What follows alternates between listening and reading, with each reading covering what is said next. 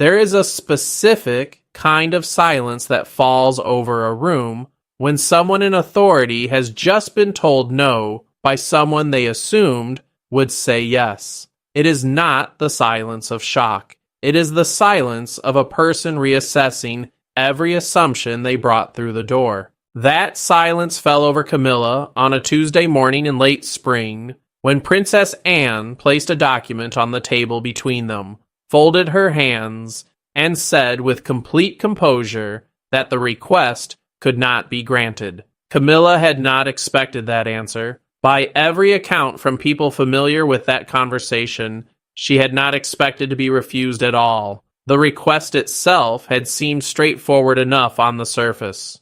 Camilla had been seeking formal approval to redirect a portion of the royal household's charitable allocation fund toward a set of causes her private office had identified over the previous 18 months. The fund in question is not a discretionary pot. It is a specifically designated reserve within the household's financial structure, governed by a standing committee with defined criteria for how its resources may be distributed.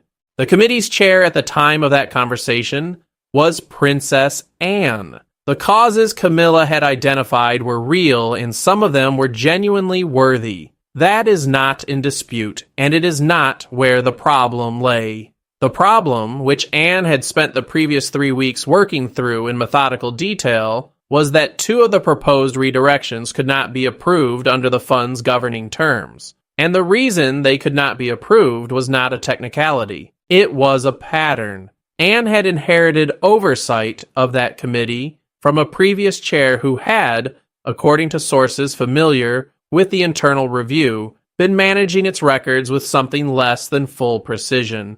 She had asked for a complete audit of the fund's transaction history going back 7 years, partly as routine practice when assuming a new oversight role, and partly because one line in a recent quarterly summary had caught her attention. A payment description that did not match the corresponding project code in the approved allocations register. One line, and pulled on it. What the audit produced over the following 3 weeks was not one anomalous line. It was a series of them spread across 4 financial years, each one individually explainable if you looked at it in isolation, and collectively forming something considerably harder to explain away. Money that had been approved for one purpose had, in several instances, been applied to a different one. The differences were not dramatic in amount, but they were consistent in direction. Funds approved for projects with no connection to Camilla's office had,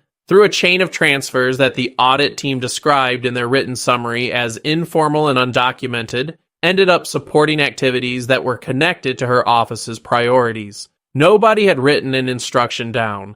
That is how these things tend to work inside institutions that run on long-standing relationships and unspoken assumptions. Nobody had to write anything down because everyone involved understood what was wanted, and no one had been empowered to say that what was wanted was not what the rules permitted, until Anne assumed the chair. She read the full audit summary on a Saturday. She read it again on the Sunday. By Monday, she had requested a meeting with the household's senior legal advisor and the keeper of the financial records. By the time she sat down with Camilla on Tuesday, she had a very clear picture of what had happened, and a very clear sense of what her response to it had to be. The conversation between them was private. No aides on Camilla's side, and no aides on Anne's. This is worth noting because it was a deliberate choice. Anne understood that bringing staff into a room creates witnesses, and witnesses create accounts that travel. She wanted the conversation contained, not because she had anything to hide about her own position, but because a woman of her experience inside that institution understands that the way something becomes a larger problem is almost always through the proliferation of versions. She gave Camilla the courtesy of privacy, and she gave her the refusal without softening it into something it was not. The refusal had 2 parts. The first was the rejection of the current request. The causes Camilla had proposed could not be funded through this particular allocation because 2 of them did not meet the fund's stated criteria, and a third had an informal connection to activities that had already been subject to the undocumented transfers the audit had identified. Approving the request, as submitted, would have compounded the existing pattern. Anne would not do that. The second part of the refusal was harder to receive because it was not about the current request at all. It was about the previous ones. Anne told Camilla plainly that the audit had identified a series of financial movements that should not have occurred under the fund's governing rules, that these movements had benefited activities connected to her private office, and that a formal record of the findings would be placed before the full committee at their next scheduled meeting. She was not accusing Camilla of having orchestrated anything. She was telling her that the record existed, that it would be reviewed through proper channels, and that the fund would operate under closer oversight from this point forward. Camilla asked whether Charles had been informed. Anne said he would be, through the appropriate process, once the committee had formally received the audit findings. The meeting lasted less than 30 minutes. When Camilla left, she went directly to Charles's private office and waited for him to be free. The account of what happened in that conversation is not on any record, but its aftermath is visible in the sequence of events that followed. Charles did not intervene with Anne. He did not request that the committee meeting be delayed. He did not ask for the audit findings to be reviewed by a separate team before they reached the full committee. None of the things that a husband with real leverage would do in this situation happened. And they did not happen because Charles understood, as Camilla had now been forced to understand, that Anne's position was correct and that attempting to override it would create something considerably worse than the existing situation. There is a particular kind of authority Anne carries inside that family that does not come from her title or her proximity to the throne. It comes from 50 years of doing exactly what she said she would do, being exactly as rigorous as she presented herself as being, and never once having been caught using her position to benefit herself personally. She has no financial stake in any of the decisions she makes in a committee chair role. She has no personal relationship with any of the charities or causes likely to benefit from the fund she was overseeing. She is the person the institution reaches for when it needs someone whose judgment cannot be questioned on grounds of self-interest, because she has spent half a century making sure there are no grounds. That is why Charles did not intervene.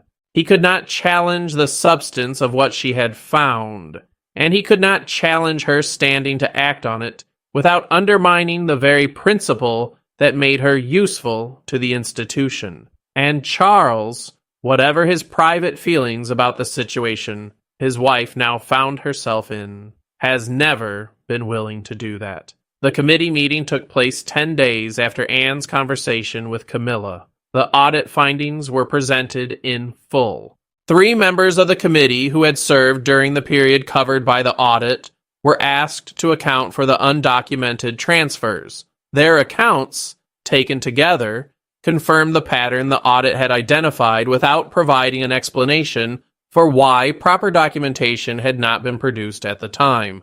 The committee's formal response was a set of procedural changes, new requirements for written authorization at each stage of any transfer, a mandatory second signature for any reallocation above a defined threshold, and a standing requirement that the committee chair be informed of any proposed diversion from an approved allocation before that diversion was executed. None of those requirements had existed before.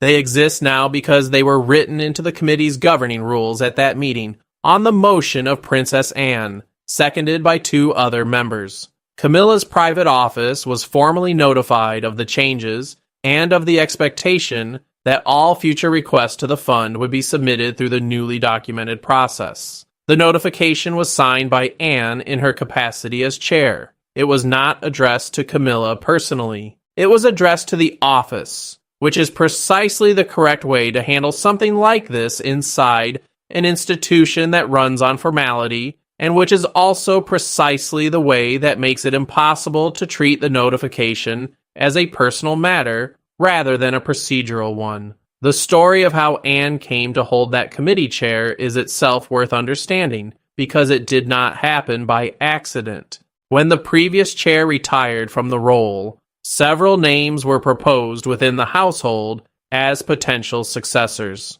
Camilla's office had reportedly supported the candidacy of a particular individual whose appointment would have placed someone more sympathetic to her priorities in the oversight role. That individual was not appointed. Anne was. And the decision to appoint Anne was made at a level above the committee itself, which is to say, it was made with the king's knowledge. Whether Charles understood at the time of that appointment that Anne would conduct the kind of thorough audit she conducted is a question nobody outside that household can answer with certainty.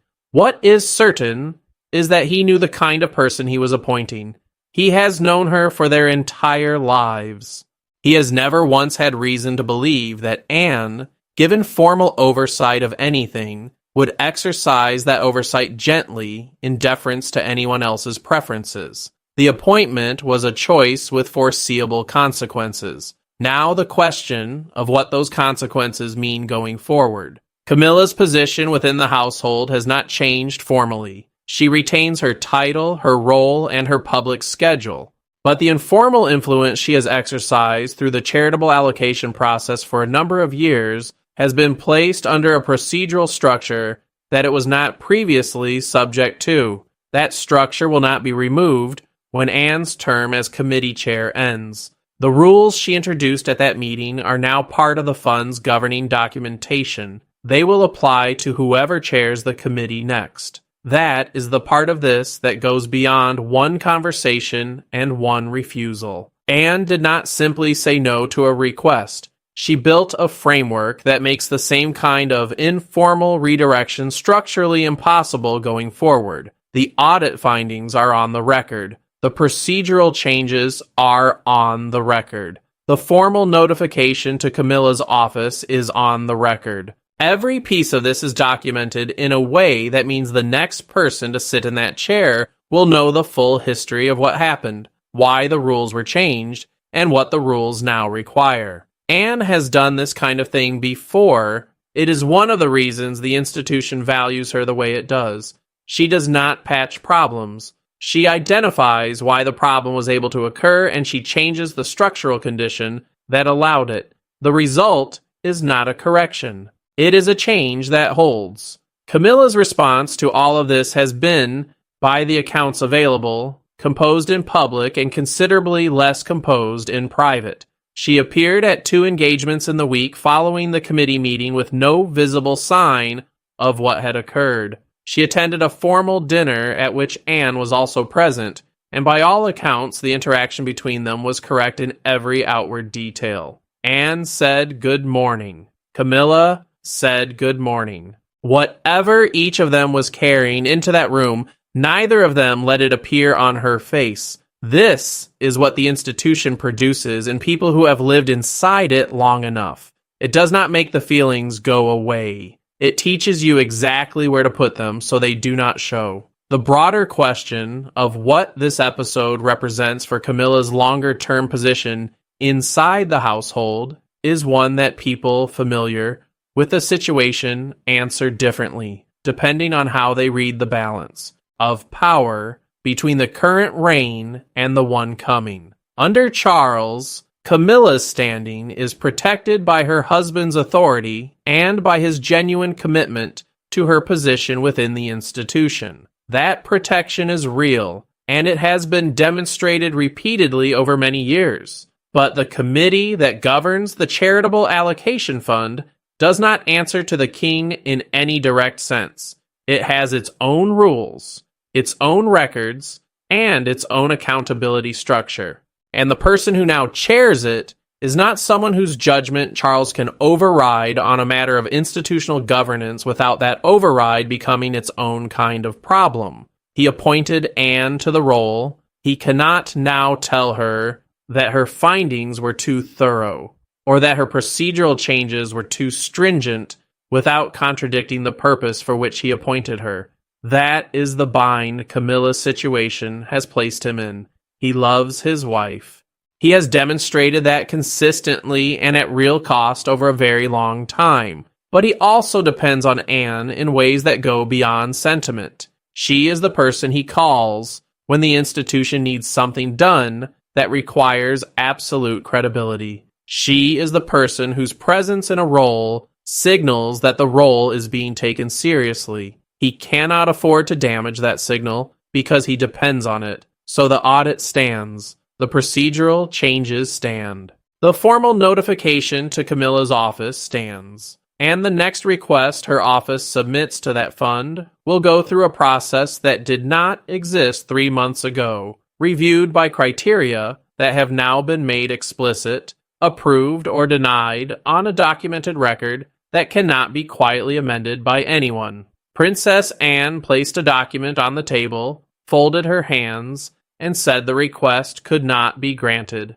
Camilla had not expected that answer. She left that room with a refusal she could not appeal, delivered by a woman whose authority to deliver it is beyond question, and she walked into a household that is beginning, in small and structural ways, to look different from the one she has occupied for the past 2 decades. The document is filed, the rules are changed, the record is closed. To understand the full weight of what Anne did in that committee room, you have to understand how these funds actually work inside the royal household. The charitable allocation fund is not a single pool of money handed to one person to distribute as they see fit. It operates through an approval chain. A cause is proposed, criteria are checked, authorization is documented, and the money moves only when the proper sequence has been completed.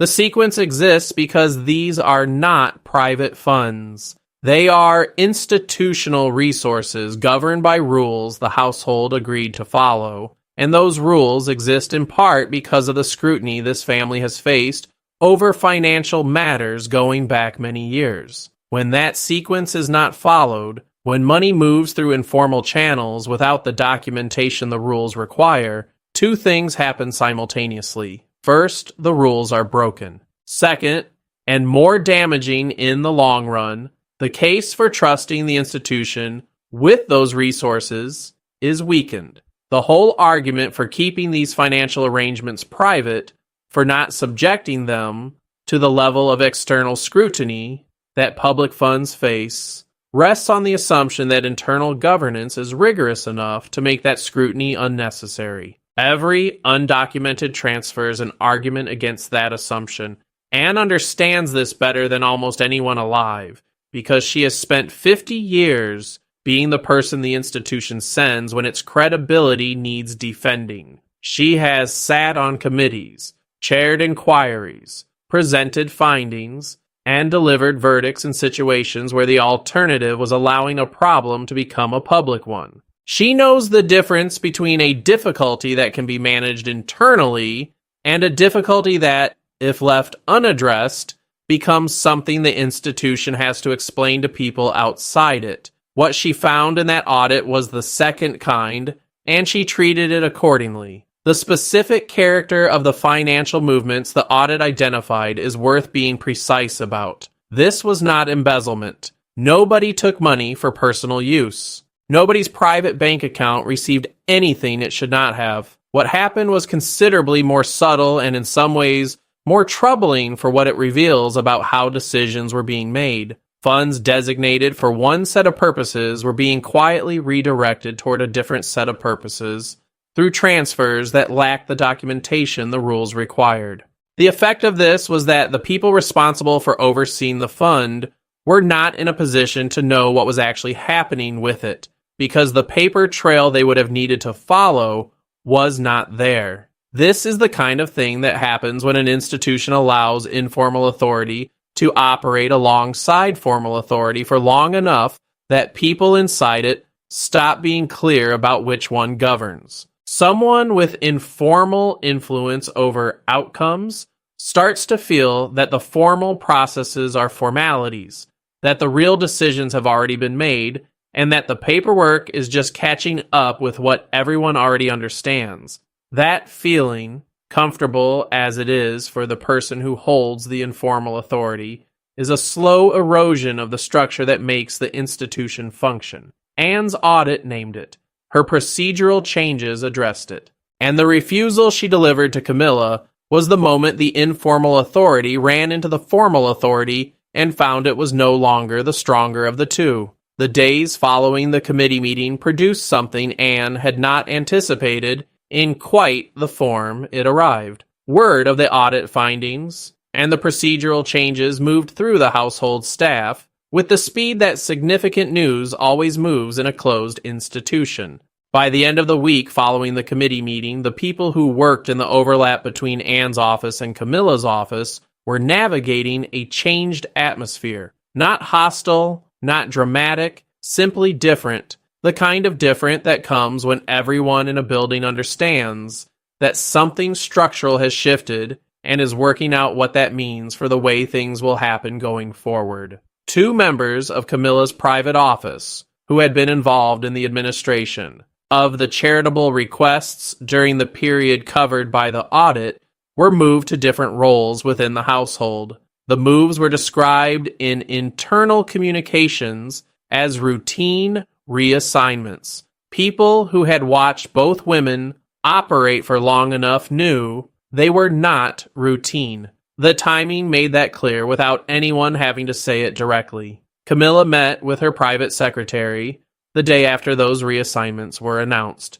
The meeting was not in her diary and lasted considerably longer than a diary meeting would have. Accounts of what was said come from people who heard parts of it through a closed door and are necessarily incomplete. What appears clear from those accounts is that Camilla's primary concern was not the audit findings themselves or the procedural changes Anne had introduced.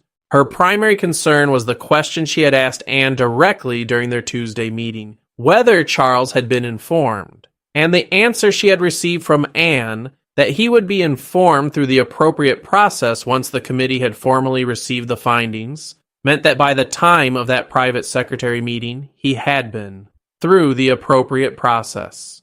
Through the record of the committee meeting, which is a formal institutional document, not a conversation between husband and wife. Charles had received the findings the same way any other member of the oversight structure would have received them, as a matter of institutional record rather than as a private communication from his sister. Anne had not gone to him informally before the committee meeting. She had not warned him privately about what she had found or given him the opportunity to respond before the formal record was created. She had followed the process that the governance rules required, and the process had delivered the findings to the king at the same time and in the same form as it had delivered them to everyone else entitled to see them. That is not an accident. Anne knows exactly what she is doing when she follows process to the letter. She follows it precisely because doing so denies anyone the ability to say that the proper channels were not used, that the information should have been shared differently, that the timing was wrong, or that someone who should have been consulted was not. The process she followed is the process, and having followed it, she is not answerable to anyone's preference for a different sequence of events. Charles received the audit record, and he did not act against Anne's conclusions. This is the fact that defines everything else in the aftermath. He is the king. He has authority within this institution that no committee chair, regardless of her personal standing, can simply override. If he had chosen to treat Anne's findings as an internal matter that had been handled excessively or that required review by a different body, he had the standing to say so. He did not say so. People close to him describe his response to the audit findings as something in the range of resigned acknowledgement. He understood what the audit had found. He understood that Anne's procedural response was the appropriate one, and he understood that asking for a different response would have required him to argue that a more lenient approach to informal financial movements was acceptable inside his household, which is an argument he was not willing to make and probably could not have made with a straight face to a sister who has spent 50 years holding that household to a higher standard than he has sometimes managed himself. So he received the record. He acknowledged the procedural changes, and he had the conversation with his wife that the situation required, the one nobody has a full account of but whose outlines can be read in everything that followed it. Camilla attending her engagements with her composure intact. Camilla appearing at that formal dinner and saying good morning to Anne without visible difficulty. Camilla's office submitting a revised set of charitable requests 3 weeks later through the new documentation process, covering causes that met the fund's stated criteria. The revised requests were approved. All of them. That is the ending that does not make a dramatic headline, but that is probably the most important part of the whole story. Anne's refusal was not an act of hostility or an attempt to diminish Camilla's role within the household. It was a correction, and a correction properly applied produces a situation where the corrected party can work within the corrected rules. The new requests went through the new process and they came out approved on the other side. That is what proper governance is supposed to produce. What it also produced, quietly and without announcement, is a precedent. The next time Camilla's office proposes a charitable allocation, there will be a documented history of how the previous requests were handled and what process was followed. The approval or rejection will be based on criteria that are now written down rather than informally understood. And the person making that determination will be doing so against a background in which the consequences of departing from the written criteria have already been established clearly. Anne does not need to be in the room for that to operate. She built the structure. The structure will operate whether she is chairing the committee or not, because the rules she introduced are now part of the governing documentation. She has done what she has always done. Identified the condition that allowed the problem to occur, and changed it so the problem cannot occur the same way again. Camilla will continue in her role. The household will continue its work. The fund will continue to distribute resources to causes that meet its criteria. And somewhere in the filing system of the household's financial records, the audit that Princess Anne commissioned on a quiet morning, read on a Saturday, read again on a Sunday, and then acted on without drama or announcement, sits as a permanent part of the institution's documented history. That is how this family handles things when it is functioning as it is supposed to. Not with confrontation, not with public statements, not with announcements that allow outside parties to form views about internal governance. With documents, committees, procedural records, and the quiet authority of a woman who has spent 50 years making herself impossible to overrule on matters of institutional integrity. Camilla came into that Tuesday meeting expecting a yes. She received a no. And the no was built on a foundation that nobody in that household, including her husband, had the standing